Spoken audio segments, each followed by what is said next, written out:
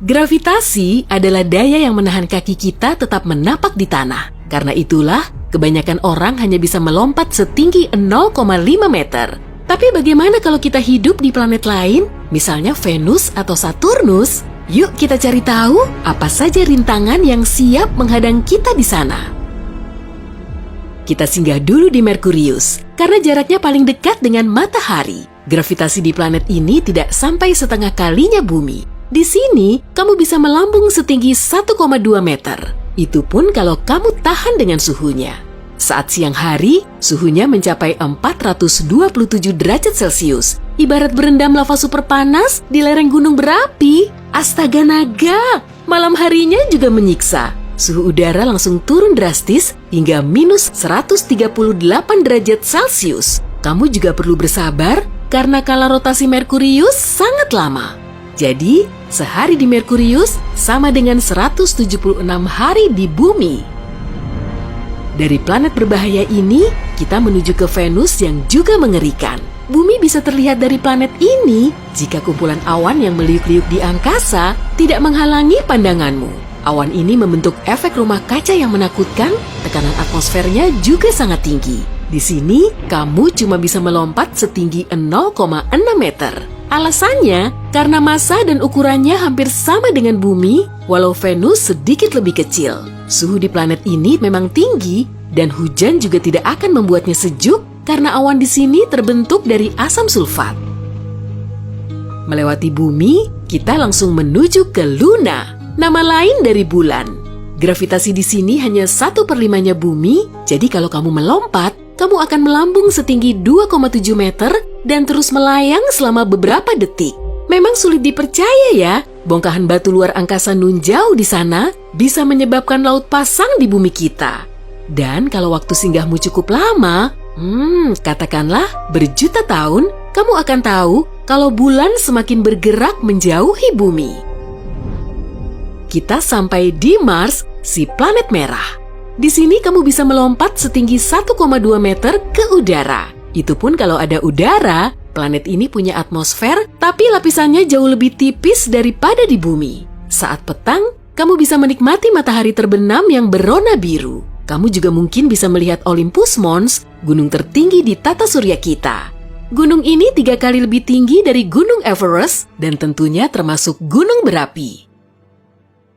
Dari sini kita melompat ke Phobos, salah satu satelit Mars. Jejakan kakimu kuat-kuat dan jangan coba-coba melompat loh ya.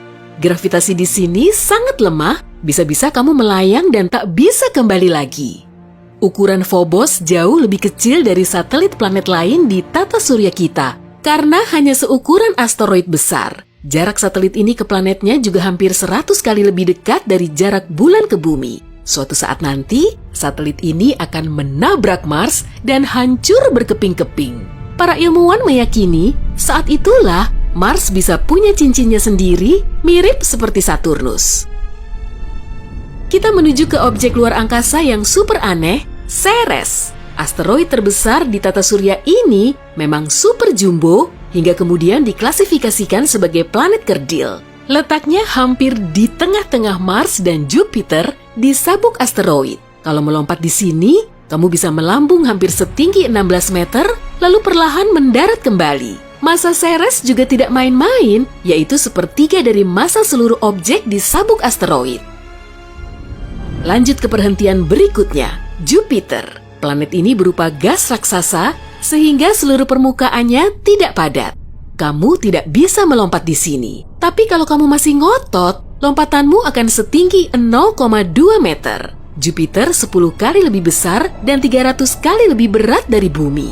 Jadi, gravitasinya sangat kuat. Di permukaannya juga terdapat badai yang telah mengamuk selama setidaknya 4 abad. Semakin lama, badai ini semakin mengecil. Meski begitu, saat ini bumi masih bisa muat dimasukkan ke dalamnya. Sampai di Ganymede, satelit terbesar milik Jupiter. Wujudnya padat kok, jadi kamu bisa melompat di sini kira-kira setinggi 3 meter. Ukurannya lebih besar dari Merkurius, tapi masanya jauh lebih kecil. Jadi ya, gravitasinya lumayan lemah. Ganymede diselimuti lapisan es tebal dan intinya berupa logam cair. Inilah yang membuat medan magnet di sini cukup kuat. Selanjutnya, kita pergi ke Saturnus, gas raksasa terbesar kedua di tata surya. Ukurannya sedikit lebih kecil dari Jupiter dan bisa memuat 9,5 bulan di dalamnya. Namun, planet ini tidak begitu berat. Kalau permukaannya memungkinkan untuk dilompati, kamu bisa melambung hingga 0,4 meter. Hampir setinggi di planet kita. Saturnus terkenal akan cincinnya yang terbentuk dari partikel debu dan es. Partikel ini berasal dari serpihan objek luar angkasa yang hancur akibat saling bertabrakan. Planet ini berputar pada porosnya dengan kecepatan tinggi hingga bentuknya berubah hampir lonjong. Satelitnya ada 62, kalau ditambah 5 lagi, jumlahnya akan sama dengan satelit Jupiter. Yuk kita jelajahi salah satunya. Kita lanjutkan saja perjalanan ini ke satelit terbesar milik Saturnus, Titan. Kalau melompat di sini, kamu akan melambung setinggi 3,3 meter. Atmosfernya beda dari biasanya karena berat dan sebagian besar terdiri dari nitrogen. Akibatnya, permukaan Titan terlihat berkabut. Belum lagi, hampir seluruh permukaannya tertutup es, tapi lapisan bawahnya mengandung bebatuan. Diperkirakan, air berada jauh di dekat intinya. Yang paling menarik dari permukaan Titan justru kriovolcanonya, atau gunung yang menyemburkan es. Iya, beneran es, bukan lava. Selanjutnya, Pluto yang sunyi, sepi, sendiri. Dulu menjadi planet ke-9 di tata surya kita, tapi sekarang cuma berstatus sebagai planet kerdil. Gravitasinya sedikit lebih lemah dibandingkan gravitasi Triton, dan di sini kamu bisa melompat setinggi 7,6 meter. Pluto tidak bisa disebut planet karena ukurannya sangat kecil, bahkan lebih kecil dari kebanyakan satelit lain, termasuk bulan. Atmosfernya sangat fluktuatif. Saat jarak Pluto lebih dekat ke matahari, es di permukaannya menguap jadi atmosfer. Tapi saat jaraknya menjauh, lapisan gasnya menghilang. Halo semua, namaku Zid. Aku berasal dari planet di galaksi Andromeda. Saat ini, aku kelas 11 SMA. Aku mendapat PR dari guruku. PR-nya begini, aku harus mencari tahu apa yang akan terjadi pada tata surya kalian yang saling terhubung sempurna itu jika salah satu planetnya hilang. Jadi, akan kusingkirkan salah satu planet itu dengan penembak laserku. Lalu, seperti apa perubahannya? Tenang saja, akan kukembalikan planet-planet itu seperti sedia kala. Ya, mungkin. Jadi, ayo kita coba. Akan kumulai dengan planet yang terdekat dengan matahari, Merkurius. Ya kan? Oh, ukurannya sangat kecil. Aku hampir melewatkannya. Ayo kita mulai. Oke, dengan hilangnya Merkurius, akan seperti apa ya keadaan di bumi? Tidak ada perubahan di tata surya. Ya, sudah kuduga. Itu karena gravitasi. Setiap benda yang memiliki massa akan menarik benda lain karena gaya gravitasinya. Semakin besar massanya, akan semakin besar pula gayanya. Merkurius adalah planet terkecil di tata surya, sehingga gaya yang dimilikinya tidak terlalu besar untuk ukuran benda langit. Jarak antar objek juga menjadi faktor penting. Pada jarak 80 juta kilometer, Merkurius begitu jauh dari bumi. Jadi, gaya gravitasi di antara kedua planet ini tidak begitu kuat. Oke, saatnya kita kembalikan lagi Merkurius ke tempatnya dan beralih ke Venus. Inilah planet terpanas di tata surya kalian. Satu hari di sini setara dengan 117 hari di bumi. Kali ini aku mau coba tekan tombol biru. Oh, kalian lihat itu? Venus membeku dan pecah berkeping-keping. Dan sekali lagi, tidak ada perubahan yang berarti. Ya, kecuali perubahan bagi kalian, makhluk bumi. Kalian baru saja kehilangan objek paling terang kedua setelah bulan yang menerangi langit malam. Kurasa itu sebabnya planet ini disebut dengan Venus si bintang senja. Sepertinya mulai sekarang, malam hari akan terlihat lebih pekat. Oke, saatnya memasang Venus kembali ke asalnya dan langsung menuju ke planet asal kalian. Muahahaha.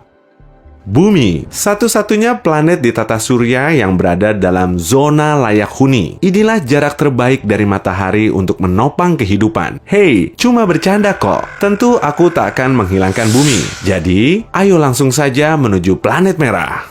Mars. Ya, aku tahu manusia berencana melakukan misi perjalanan ke sana. Apa kamu ingin pergi sendiri ke sana? Beritahu di kolom komentar ya. Nah, coba kita lihat apa jadinya kalau kuputar planet merah ini dengan cepat sampai keluar dari tata surya. Wuhuu! Sampai jumpa Mars. Sekali lagi, tidak ada perubahan yang signifikan pada bumi. Mungkin saja ini baik untuk bumi. Ada sabuk asteroid besar antara Mars dan Jupiter. Kamu tahu kan, asteroid dan bumi tidak cukup bersahabat. Jupiter biasanya menopang asteroid dengan gravitasinya yang kuat. Tapi, dari waktu ke waktu, asteroid ini melepaskan diri dan mulai bergerak menuju matahari. Ya, wajar saja, karena tarikan gravitasi matahari luar biasa kuat. Lalu, gravitasi Mars bisa juga berfungsi seperti ketapel raksasa yang melontarkan batu asteroid ke arah bumi. Jadi, tanpa Mars, bumi akan terhindar dari ketapel ini.